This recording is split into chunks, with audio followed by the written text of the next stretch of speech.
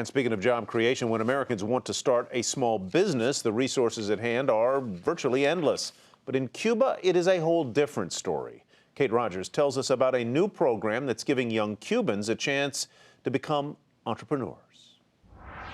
Have you ever had so much Wi-Fi bandwidth in your life? For these Cuban students, the answer is no. But as the U.S. has resumed diplomatic relations with Cuba, a program called Innovadores is bringing 4 Cuban interns to New York City for several weeks this summer to learn about entrepreneurship the American way. Miles Spencer, tech entrepreneur and angel, is funding the program through his nonprofit, CAA.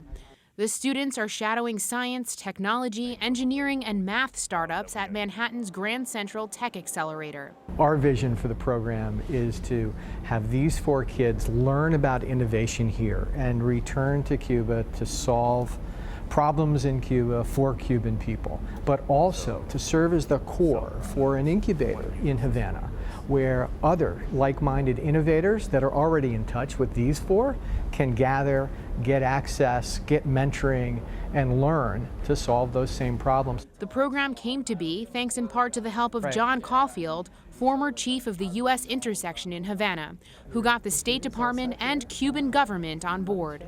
While young Americans have the ability to launch startups with little more than a Wi-Fi connection, would-be Cuban entrepreneurs face significant hurdles in launching new ventures in the communist nation, among them broadband connections and mentorship opportunities. Sage is one startup at Grand Central Tech providing the mentorship.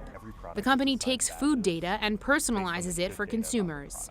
I personally lived abroad and did internships myself when I was younger. So I lived in Bolivia for a year, which is a very impactful experience for me.